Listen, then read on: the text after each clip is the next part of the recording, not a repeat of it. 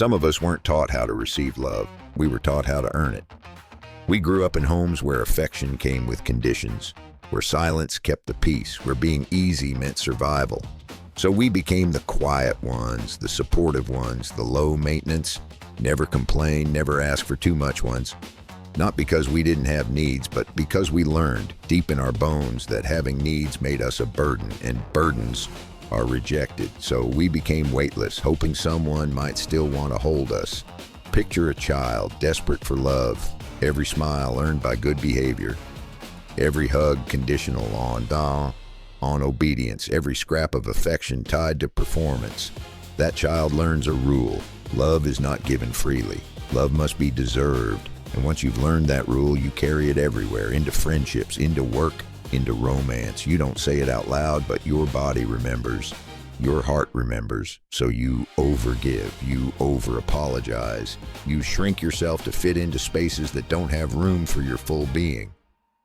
Now we're adults, and love still feels like something we must audition for. We become masters of self-sacrifice. We think being easy to love means being invisible. We say yes when we want to say no. We silence the ache inside us just to keep someone close. And when we finally speak up, when we dare to say, hold me, see me, choose me, something inside us panics. We spiral. We tell ourselves, I knew it, I'm too much. But the truth is, I was never too much. I was simply trying to survive in a world that taught me I had to be small to be loved. Here's the paradox. We spend years being the easy one and the low maintenance one. Yet deep down, what we long for is depth. We want connection so real it doesn't flinch when we bring our whole selves. But the first time we finally ask for it, our brain goes into overdrive. Every childhood lesson screams, you're asking for too much. You're about to be abandoned. So we spiral, we self-sabotage, we confuse healthy need with weakness, but stoicism whispers something different. Your needs do not make you weak, they make you human. The weakness lies not in having needs, but in hiding them, burying them, and then giving ourselves away to people who cannot or will not meet them. And then there's a different kind of wound. The wound not from silence, but from promises made and broken. Because here's the truth, never invite someone into your life if you aren't ready to make space for them. Love requires more than attraction. It demands commitment. It demands time. It demands the willingness to share your world, your plans, your future. You opened the door to my heart. You told me there was room. You built dreams with me, and then you left those dreams to rot. Your carelessness caused damage that cannot be undone. You awakened a profound vulnerability when you invited me in, and you treated it like a pastime, a temporary distraction, something casual when it was sacred. Do you understand? You don't get to light a fire in someone's soul and then complain that it's too warm. You don't get to awaken love and then shrug it off like it was a hobby you lost interest in.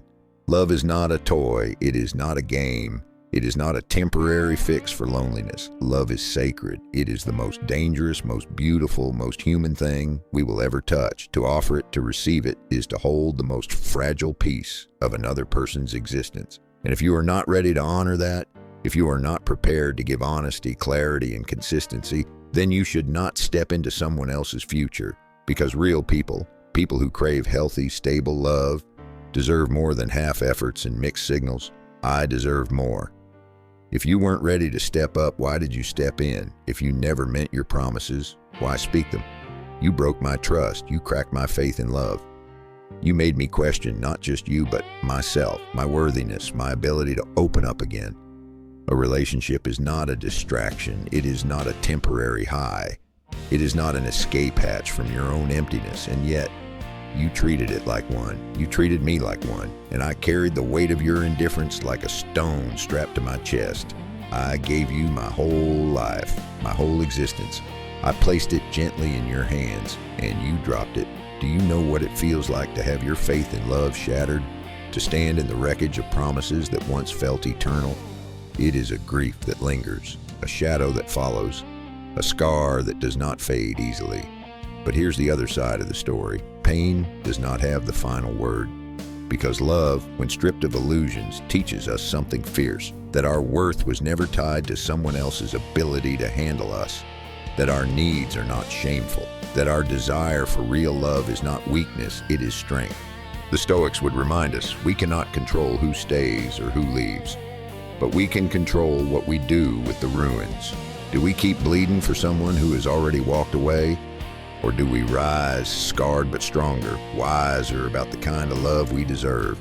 I choose to rise, not because it's easy, not because I don't still ache, but because my soul is too sacred to keep begging for crumbs. So hear me clearly. I was never too much. I was never asking for too much. I was asking for the very things love was meant to give: safety, consistency, depth, commitment.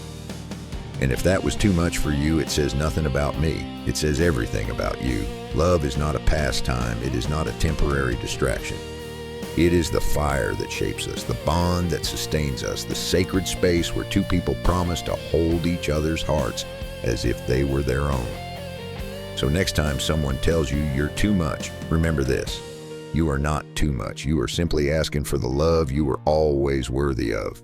And anyone who cannot honor that does not deserve the gift of you.